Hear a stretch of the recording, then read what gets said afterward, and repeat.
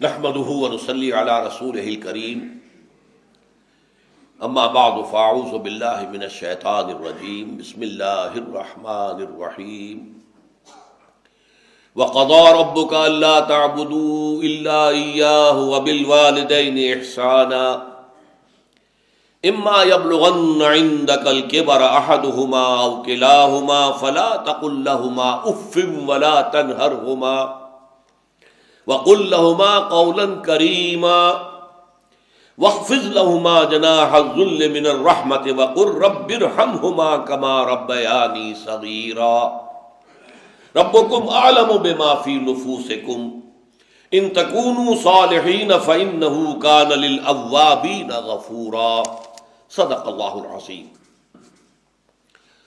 رب اشرح لي صدري ويسر لي امري واحلل عقدة من لساني يفقهوا قولي اللهم ربنا الہمنا رشدنا واعذنا من شرور انفسنا اللهم ارنا الحق حقا وارزقنا اتباعه وارنا الباطل باطلا وارزقنا اجتنابه اللهم وفقنا لما تحب وترضى آمین یا رب العالمین۔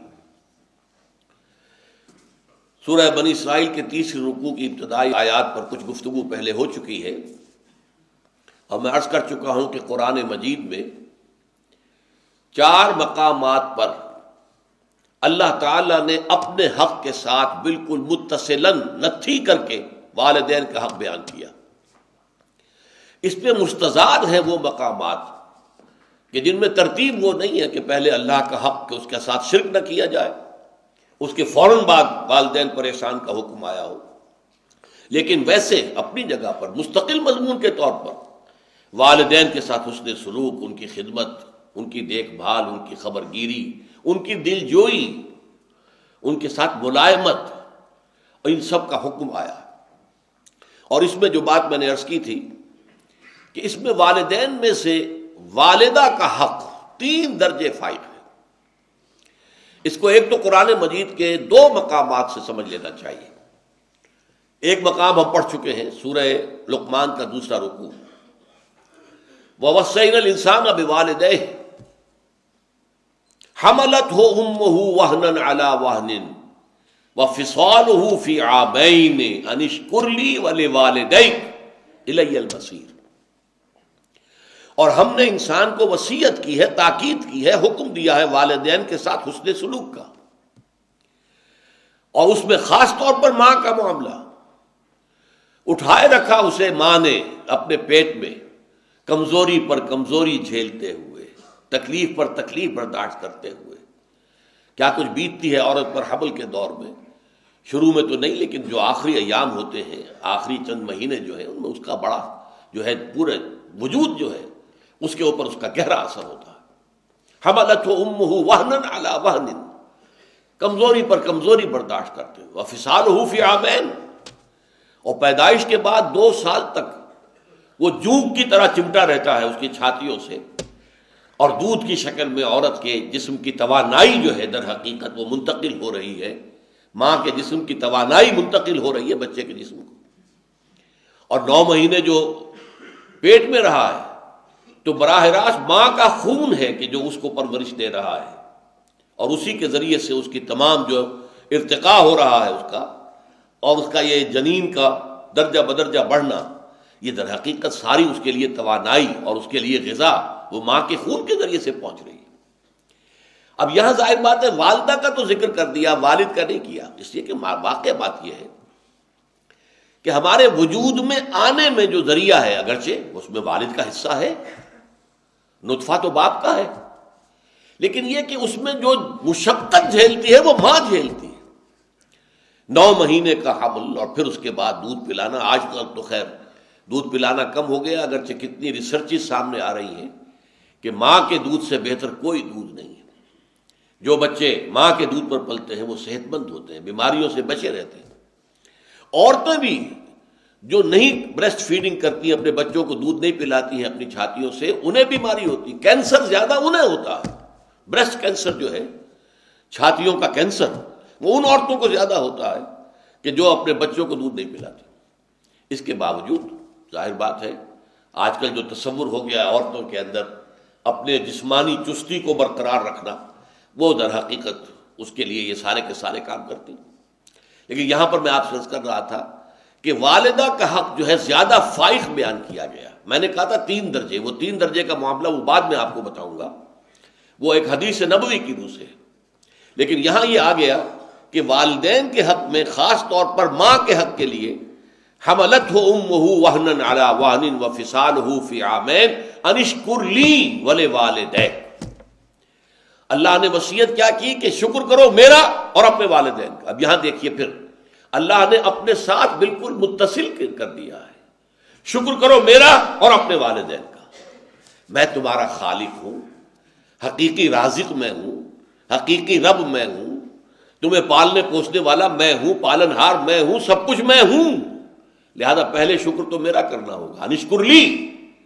لیکن یہ کہ عالم واقعہ میں میرے اس ربوبیت کا جو اظہار ہوا ہے، میری اس تخلیقی عمل کا جو اظہار ہوا ہے، وہ تمہارے والدین کے ذریعے ہوا ہے. تو انشکر لی ولوالدیک، اور اپنے والدین کا شکر ادا کرو. یہ بات میں نے بہت مرتبہ آپ کو بتائی ہے کہ قرآن مجید میں جو اہم مضامین ہیں وہ کم سے کم 2 مرتبہ ضرور آتے ہیں. چنانچہ دیکھیے سورہ احقاف کے اندر یہ مضمون دوبارہ آیا ہے. وَوَصَّيْنَا الْإِنسَانَ بِوَالِدَيْهِ وَوَصَّيْنَا الْإِنسَانَ بِوَالِدَيْهِ إِحْسَانًا، اور ہم نے انسان کو وصیت کی ہے، حکم دیا ہے، تاکید کی ہے اپنے والدین کے بارے میں کہ حسن سلوک اختیار کرو، ان کی خدمت کرو، ان سے محبت کرو، ان کی دلجوئی کرو، ان کے احساسات کو جو ہے ٹھیس نہ پہنچاؤ، ان کی امیدیں اور توقعات جو ہیں ان کو ٹھیس نہ پہنچاؤ. اب وہاں فرمایا حملتہ امہ کرہن ووضعتہ کرہا وحملہ وفصالہ 30 شہرا. اس کی ماں نے اسے اٹھایا رکھا تکلیف جھیلتے ہوئے، کرہن ووضعتہ، اور پھر اسے جو ہے جنا ہے. اب یہ جو عمل ہے پیدائش کا کس قدر تکلیف دہ ہوتا ہے عورت کے لیے. پچھلے زمانے میں تو آپ کو معلوم ہے کہ عورت کا وضع حمل کے بعد زندگی کو سمجھا جاتا تھا کہ نئی زندگی ملی ہے. اس درجے یہ پرخطر معاملہ ہوتا تھا. کتنی ہی ولادتوں کے معاملے میں پھر جو بخار ہو جاتا تھا، کیونکہ ہائیجین تو تھی نہیں، دائیاں آتی تھی، گندے کپڑے گندے چیتھڑوں سے کام کر رہی ہیں، اس سے یہ کہ انفیکشن ہوتی تھی. اور پھر جو یہ بخار ہو جاتا تھا اس میں وہ تو انتہائی ڈیڈلی. اور پھر ظاہر بات ہے کہ وہ اینٹی بایوٹکس بھی نہیں تھے کہ اس انفیکشن کا کوئی علاج کیا جا سکے. آج کل تو معاملہ بہت بہتر ہو چکا ہے، لیکن یہ کہ واقعتاً پچھلے زمانے میں چائلڈ برتھ کے بعد عورت کی زندگی ایک نئی زندگی ہوتی تھی. لیکن یہ کہ آج بھی تکلیف جو جھیلتی ہے، ویسے اب یہ اس میں بھی ایک معاملہ غلط ہو گیا ہے، اور وہ یہ ہے کہ تکلیف سے بچنے کے لیے آپریشن کا راستہ اختیار کیا جا رہا ہے. امریکہ وغیرہ میں، یورپ میں تو اس کا بہت رواج ہو گیا ہے. نہ عورت تکلیف جھیلنے کو تیار، اور ڈاکٹروں کے لیے آمدنی بہت ہے. آپریشن کرے گا یا کرے گی کوئی لیڈی ڈاکٹر تو اس کو آمدنی کتنی ملے گی؟ نارمل اگر ڈلیوری ہے تو اسے کیا ملے گا؟ کچھ بھی نہیں. لیکن اگر آپریشن ہو گیا ہے تو ہسپتال میں بھی 2-3 دن رہے گی، 4 دن رہے گی، اور اس سے آمدنی ہوگی. اور اس سے پھر یہ ہے اور طرح طرح کی جو ہے وہ خرابیاں پیدا ہو رہی ہیں. آج کل اس کے خلاف بڑا پروپیگنڈا ہو رہا ہے امریکہ کے اندر کہ مت کرو یہ کام. نیچرل جو برتھ ہے، جس کے لیے پروسیس اللہ نے مقرر کر دیا، اسی کو اختیار کرو. تو فرمایا وَوَصَّيْنَا الْإِنسَانَ بِوَالِدَيْهِ إِحْسَانًا حَمَلَتْهُ أُمُّهُ كُرْهًا وَوَضَعَتْهُ كُرْهًا وَحَمْلُهُ وَفِصَالُهُ 30 شهرًا، اور اس کو حمل اور پھر اس کو دودھ پلانا اور دودھ چھڑانا 30 مہینے، 2.5 سال، بلکہ اس سے بھی زیادہ کا وقت لگتا ہے. اب یہاں حدیث سن لیجئے کہ ایک صحابی نے حضور سے پوچھا کہ حضور، میرے حسن سلوک کا اولین مستحق کون ہے؟ آپ نے فرمایا تیری والدہ. انہوں نے پھر سوال کیا ان کے بعد کون؟ پھر فرمایا تیری والدہ. پھر سوال کیا ان کے بعد کون؟ پھر جواب یہی تھا تیری والدہ. 4تھی مرتبہ پوچھا ہے کہ پھر کون؟ تو فرمایا تیرے والد. یہاں سے در حقیقت وہ 3 اور 1 کی نسبت قائم ہوتی ہے اس حدیث کی روح سے. خدمت کا جہاں تک تعلق ہے، والدہ کی خدمت باپ کی خدمت سے 3 درجے فائق ہے فرمان نبوی کے مطابق. اور اس کی دلیل بالکل واضح ہے، انسان کے پیدائش میں اور انسان کے پھر ابتدائی زندگی کے اندر جو سختیاں ماں جھیلتی ہے باپ نہیں جھیلتا، باپ کے لیے وہ مصیبت نہیں ہے۔ اور قرآن مجید کا اور اسلامی شریعت کے یہ توازن ہے، یہ واقعتاً یہ ہے کہ یہ انسانی معاملہ نہیں ہو سکتا، ایسا توازن پیدا کرنا قانونی اعتبار سے باپ ماں سے فائٹ ہے، اولاد باپ کی شمار ہوگی، طلاق کی شکل میں باپ حقدار ہے اولاد کا کہ اس کے پاس رہے۔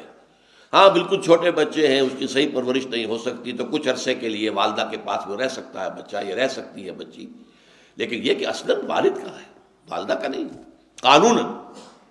قانوناً حق جو ہے باپ کا فائق ہے، لیکن حسن سلوک، خدمت، ادب، کندھوں کو جھکانا، دلجوئی کرنا، اس میں ماں کا حق جو ہے باپ سے 3 درجے فائدہ۔ اس کے علاوہ وہ حدیث کہ الجنت تحت اقدام الامہات، جنت جو ہے وہ ماؤں کے قدموں کے نیچے ہے۔ ماؤں کی اگر خدمت کرو گے، ان کی دلجوئی کرو گے، ان کی بات مانو گے، ان کی خواہشات پوری کرو گے، تو تمہارے لیے گویا کہ اللہ تعالیٰ کی طرف سے جنت ہے۔ ایک حدیث میں حضور نے فرمایا بڑا ہی بدبخت ہے وہ شخص جس کے پاس اس کے والدین بڑھاپے کو پہنچ جائیں پھر بھی وہ جنت میں داخل نہ ہو۔ یعنی والدین کا بڑھاپے کی عمر کو پہنچ جانا ایک شارٹ ذریعہ ہے جنت میں داخلے کا۔ اس وقت بڑھاپے کے عالم میں ان کی اگر خدمت کرو گے، دلجوئی کرو گے اور ان کے ساتھ حسن سلوک کرو گے تو گویا کہ جنت میں داخلہ تمہارا جو ہے وہ انشورڈ ہے، پختہ ہے۔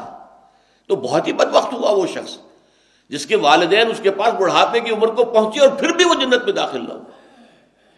تو جیسا کہ میں نے عرض کیا تھا کہ سورہ بنی اسرائیل کی یہ آیات جو ہے، ویسے تو یہ مضمون قرآن مجید میں بہت مرتبہ آیا ہے، لیکن یہ ہے کہ یہ اس کا کلائمیکس ہے، ذروہ سنام ہے، یہ چوٹی ہے۔ لیکن اب دیکھیے یہ قرآن مجید کے توازن کی بات ہے، حقیقت، ریئلزم، ایک طرف آئیڈیلزم ہے، ایک طرف ریئلزم ہے۔ آئیڈیلزم تو میں نے بیان کر دیا، اب ریئلزم کیا ہے؟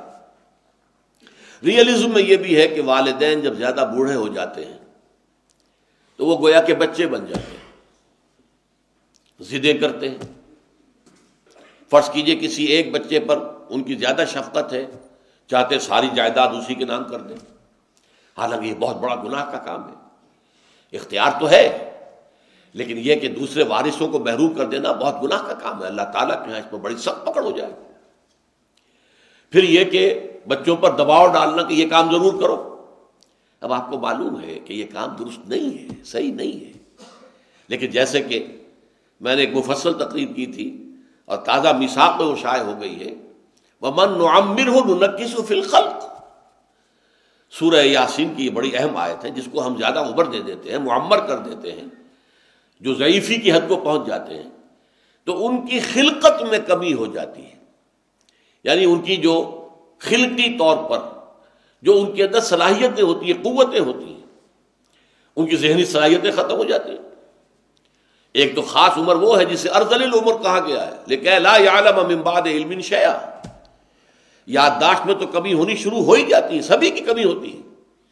لیکن ایک مرض آج کل آپ کو معلوم ہے کہ الزائمرز ڈیزیز اور ڈیمنشیا، یہ 2 ایسی ڈیزیز ہیں کہ بالکل انسان کا حافظہ ختم۔ اب ریگن ابھی تک زندہ ہے لیکن پڑا ہوا ہے، جیسے کہ جس کو آج کل کہا جاتا ہے کہ وہ ہیومن ویجیٹیبل ہے، جیسے کہ اب ککڑی ہے، اگر آپ نے اس کو نہیں اتارا ہے اس کی بیل سے بڑھتی جائے گی، بڑھتی جائے گی، بڑھتی جائے گی، بڑھتی جائے گی، وہ ایک ویجیٹیبل کا پروسیس ہے۔ اسی طریقے سے انسان جو ہے اس کے وائٹل پروسیسز جو ہیں ان کو آپ سپورٹ کرتے رہیے، وہ جیتا رہے گا، جیتا رہے گا۔ ہوش و حواس ہے نہیں۔ بہت عرصے تک تو اس کا حال یہ ہو گیا تھا کہ صرف اپنی بیوی کو پہچانتا تھا، نینسی ریگن غالباً نام تھا اس کا۔ اب تو حال یہ کہ وہ بیوی کو بھی نہیں پہچانتا۔ یہاں بھی ہمارے دوستوں میں سے ایک صاحب ہوتے تھے، ریلوے کے اندر ملازم تھے، ان کے بارے میں مجھے حال ہی میں معلوم ہوا کہ ان کا حال یہی ہو چکا، کسی کو نہیں پہچانتے، کسی کو نہیں پہچانتے۔ تو بڑھاپا جب آتا ہے تو ایک تو یہ کہ بچوں کی سی عادتیں جو ہے ان میں پروان چڑھ جاتی ہیں۔ اب آپ کو معلوم ہے کہ ان کو ڈائبٹیز ہے، میٹھی چیز کھانا ان کے لیے زہر ہے، وہ ضد کر رہے ہیں میں نے کھانی ہے، کیا کریں گے آپ؟ کسی وقت ہوتا ہے کہ آپ سختی سے بھی روکتے ہیں، ان کی بھلائی کے لیے روک رہے ہیں، اب وہ کسی ایسی بات کی ضد کر کے بیٹھ گئے کہ جو آپ کے خیال میں درست نہیں ہے، مناسب نہیں ہے، تو آپ کو ان کی حکم عدولی کرنی پڑے گی۔ ہو سکتا ہے کسی وقت سختی بھی کرنی پڑے۔ یہ ہے اب جو آئیڈیالزم کے مقابلے میں ریئلزم ہے، اس پر دل کے اندر ایک بندہ مومن نے جب دیکھا یہ ہے کہ اصل تو اللہ نے حکم دیا ہے کہ اما یبلغن عندک الکبر احدہما او کلاہما فلا تقل لہما اف ولا تنہرہما وقل لہما قولا کریما واخفض لہما جناح الذل من الرحمہ وقل رب ارحمہما کما ربیانی صغیرا۔ اب میں کیا کروں؟ میرے والد نے یہ بات جو اس کی ضد کی ہوئی ہے، اور کس طریقے سے جو ہے وہ اپنی بات جو ہے بنوانا چاہ رہے ہیں، حالانکہ وہ بات صحیح نہیں ہے، مناسب نہیں ہے۔ تو اس صورت میں اگر آپ کو کسی وقت کوئی سختی بھی کرنی پڑے تو اول تو یہ نوٹ کیجئے کہ اس سختی کے انداز میں بھی نرمی ہونی چاہیے۔ ابا جان یہ کام نہیں میں کر سکتا، یہ نہیں کہ آپ جھڑکیں، بس یہ امی جی یہ کام میرے لیے ممکن نہیں ہے، آپ مجھے شرمندہ نہ کریں، میں یہ کام نہیں کر سکتا۔ بڑے ایک لجاجت کے انداز میں ان سے بات کی جائے۔ لیکن جیسا کہ میں نے عرض کیا، کسی وقت ضرورت پیش آتی ہے۔ میری زندگی کے ایسے واقعات میں سے ایک واقعہ ہے کہ جس پر میں پچھتاتا ہوں کہ وہ کاش کہ وہ بات نہ ہوئی ہوتی۔ میرے والد مرحوم بھی دماغی مرض کے مریض رہے، اور اس زمانے میں پھر چونکہ معالج میں ہی تھا، جب میں نے MBBS کیا تھا اس سے پہلے ہی، جبکہ میں ابھی 3rd ایئر میں پڑھ رہا تھا، تو ان پر پہلا حملہ ہوا تھا، اور اس کے بعد وہ یوں سمجھئے کہ پھر تقریباً 15 سال اور میں ہی ان کا دیکھ بھال کرنے والا، اور اسی لیے میں پھر چلا گیا تھا ساہیوال، خاص طور پر کہ اب میں کہیں اور جاؤں، کسی اور جگہ پریکٹس کروں، اور میرے والد جو ہیں وہ اس طریقے سے بیماری کے اندر مبتلا ہے، وہ کہیں ڈاکٹروں کے جو کلینکس ہیں ان پر جا کر دھکے کھائیں، تو میں انہی کے پاس رہا، اور اس میں مجھے بعض اوقات سختی کرنی پڑی۔ ایک دفعہ سختی جو ہے جسمانی سختی کرنی پڑی مجھے، اس کے بعد میں روتا رہا، لیکن یہ کہ وہ چونکہ انہیں اس وقت ہوش ہی نہیں تھا وہ کیا کہہ رہے ہیں، انہوں نے جو بات کہی تھی وہ ایسی تھی کہ اس پر میں ضبط نہیں کر سکا۔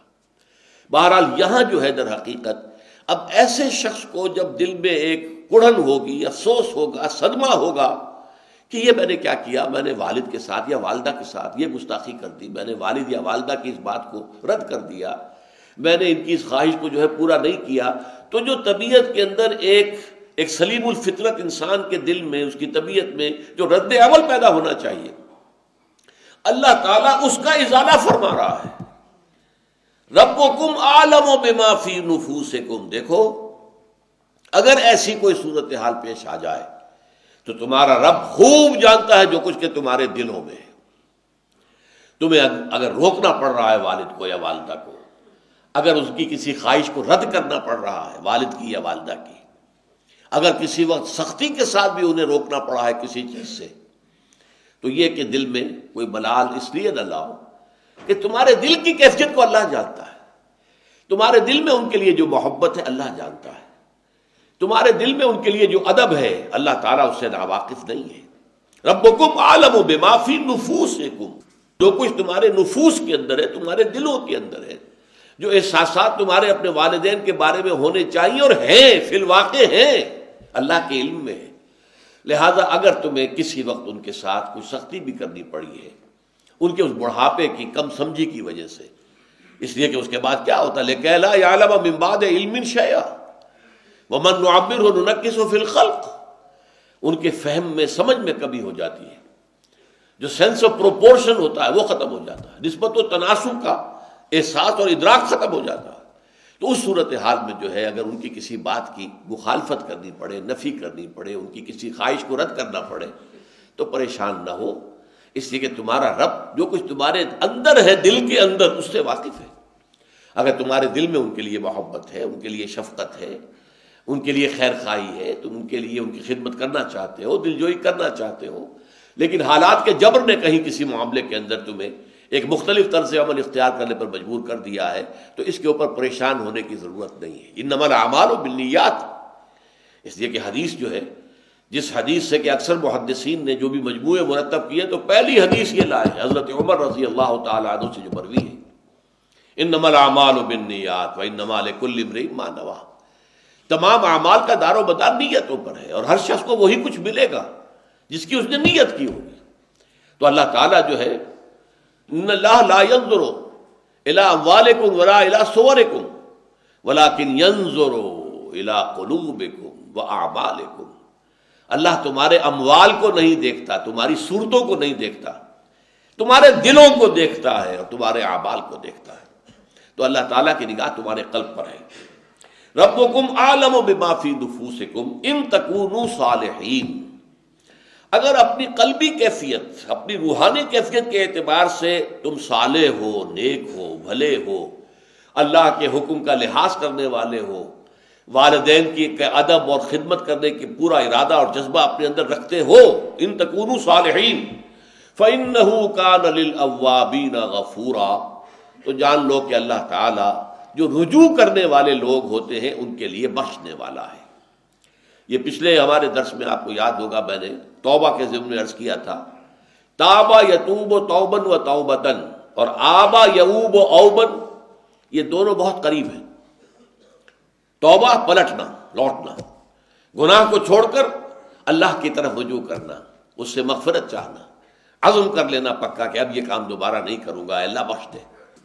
اور آبا یعوب و اوبن بھی ہے پلٹنا، رجوع کرنا، جس کے لیے بہترین یاد رکھنے کے لیے آپ کو میں نے دعا بتائی تھی کہ اگر آپ کہیں سفر سے واپس آ رہے ہیں یا آپ بازار میں بھی گئے تھے تو اس سے واپس گھر میں داخل ہو رہے ہیں تو آئبونا تائبونا لربنا حامدون، ہم واپس آ رہے ہیں، لوٹ رہے ہیں، آ رہے ہیں، اپنے گھر میں داخل ہو رہے ہیں اور توبہ کرتے ہوئے پروردگار کی طرف رجوع کرتے ہوئے آ رہے ہیں۔ یہاں دونوں جمع ہو گئے، آئبونا تائبونا لربنا حامدون، اور اپنے رب کے لیے حمد اور ثنا کرتے ہوئے ہم لوٹ آئے۔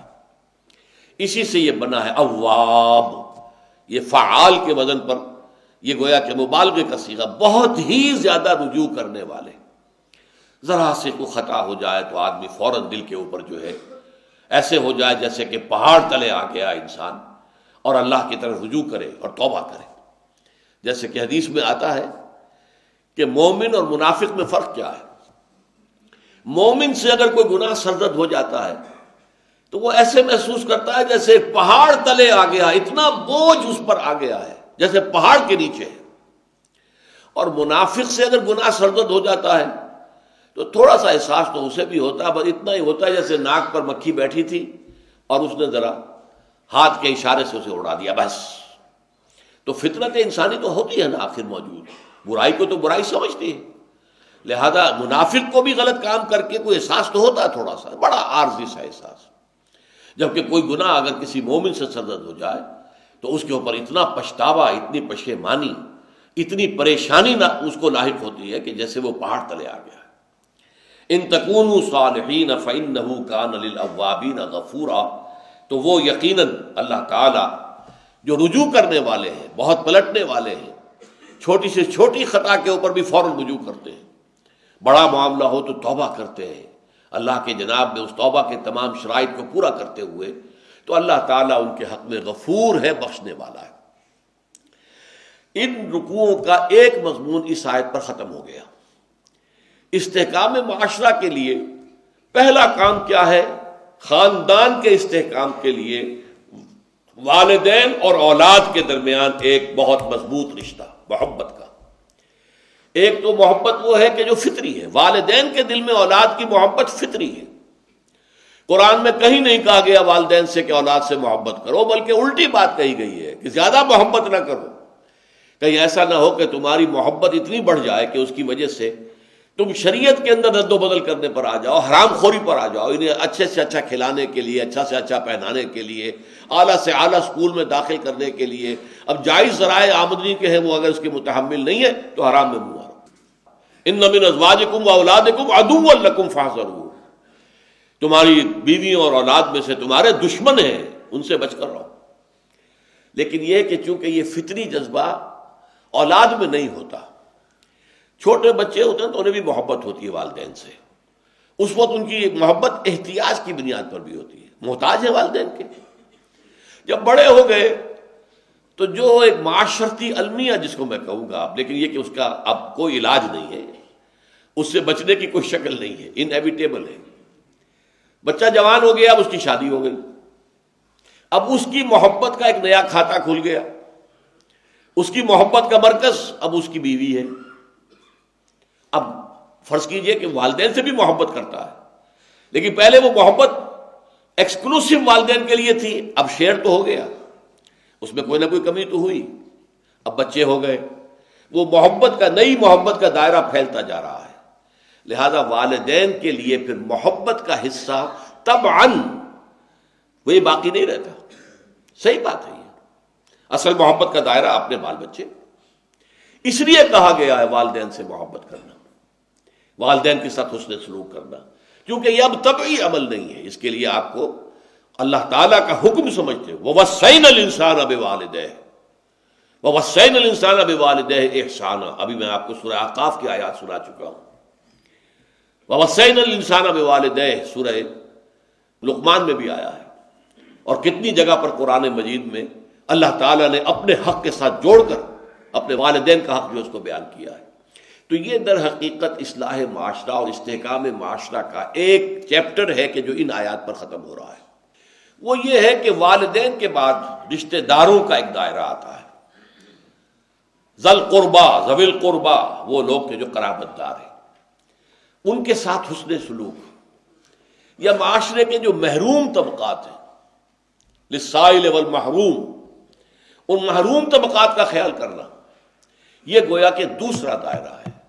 خیر میں، بھلائی میں، نیکی میں ان کی مدد کرنا، ان کی ضرورتیں پوری کرنا، ان کے ساتھ اپنے مال میں ان کا حق سمجھنا، فی اموالہم حق للسائل والمحروم، ان کے مال میں حق ہے۔